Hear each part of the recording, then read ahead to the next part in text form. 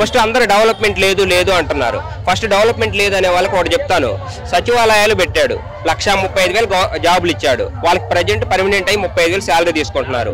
మళ్ళీ medical field 60,000 జాబులు తీసుకున్నాడు, అది 2 లక్షల దాకా జాబులు ఇచ్చాడు. అవి డెవలప్మెంట్ కాదా?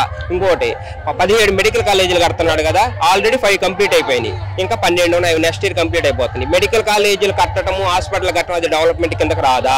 మళ్ళీ పోర్టులు కడుతున్నాడు, 4 పోర్టులు, 12 ఫిషింగ్ హార్బర్లు, 4 పోర్టులు. Ramayapatnam port first page complete అయిపోయింది, ఇప్పుడు మచిలీపట్నం పోర్టు ఆన్ గోయింగ్. మీరు చెప్పిన ప్రతిపక్షాలు ఎందుకు కనిపించట్లేదు? అన్ని తెలుసు కానీ కానీ చెప్పట్లా కావాలని వాళ్ళు దాస్తున్నారు అన్నమాట. నువ్వు దాస్తున్నంత మాత్రం ఈ రాష్ట్రంలో అభివృద్ధి చంద్రబాబు టైంలో జరిగిందా, జగన్ టైంలో జరిగిందా? జగన్ సార్ టైంలో మాత్రం 100కి 90% జరిగిందండి. ఏంది వాళ్ళ గ్రాఫిక్స్ కాదు, రియాలిటీగా జరిగింది. రియాలిటీగా మెడికల్ కాలేజీలు కనపడుతున్నాయి, మీకు హాస్పిటల్ కనపడుతున్నాయి, గవర్నమెంట్ స్కూల్ బాగాయినాయి, గవర్నమెంట్ హాస్పిటల్ బాగాయినాయి, మళ్ళీ పోర్టులు కట్టాడు, ఫిషింగ్ హార్బర్లు కట్టాడు, ఉద్దానంలో మెడికల్ కాలేజ్ హాస్పిటల్ కట్టాడా, అది ఒకటి జరిగిందా? మళ్ళీ ఇవన్నీ కనపడే కదా, మనమే అబద్ధం చెప్పట్లేదు. ప్రజలు ఇవన్నీ చూసి మరి జగన్ కి మద్దతు ఇచ్చే అవకాశం ఉందా? జగన్ గారి పక్క 100% చెప్తున్నాను. ఏంటంటే వీళ్ళు కూటమి ఏర్పడ్డారు కానీ ఓటర్ అయితే ట్రాన్స్ఫర్ అవ్వదు. ట్రాన్స్ఫర్ అవుతుంది. నా అభిప్రాయం ప్రకారం అయితే జగన్ సార్ కి 110 నుంచి 120 మధ్యలో వస్తాయి. ఎన్నికల పరిస్థితి ఎలా ఉంది? ఎన్నికల జగన్ గారు డిబేట్ గా వస్తాడండి, జగన్ గారు గెలుస్తాడు.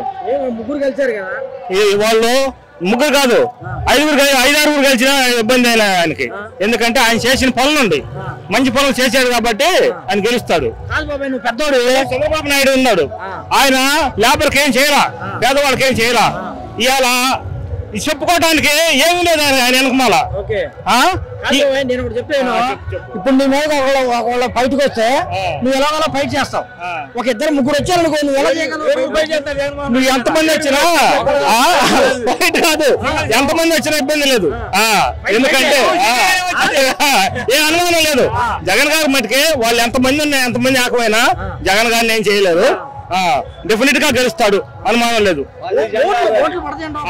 అనుమానం లేదు. అసలు 2019లో పరిస్థితులు ఉన్నాయి, ఇప్పుడు ఉంది. ఇంకా అంతకన్నా పెంచే వస్తాయి, కనపడుతుంది మీకు 1% కనపడదు. ఇదంతా లేబర్ పార్టీ. ఇది ఒక ఉన్న వాళ్ళకి, మాకు భూస్వాములకి లేబర్ పడ్డది ఇది యుద్ధం ఇది.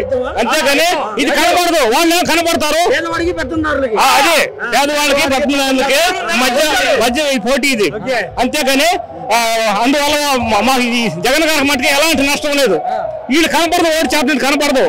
ఇది వాళ్ళేమో కమ్మళ్ళు, వాళ్ళు ఎంతైనా డబ్బు ఖర్చు పెడతారు, దేనికని చేస్తారు. చేసినా వాళ్ళ మధ్య రారు. వీళ్ళు పేదవాళ్ళు కాబట్టి వీళ్ళు అనుమానం వేస్తారు, ఓటు అభిమానం ఉంది. అని చేసిన పనులుండి, చేసిన మంచి పనులుండి. కానీ చంద్రబాబు పవన్ కళ్యాణ్ నమ్ముకున్నాడు బాబాయ్. పవన్ కళ్యాణ్ వల్ల ఉపయోగం లేదండి. ఆయన గెలుస్తాడో ఆయనకే తెలియదు. ఆయన గెలుస్తాడని కూడా ఆయనకు నమ్మకం లేదు.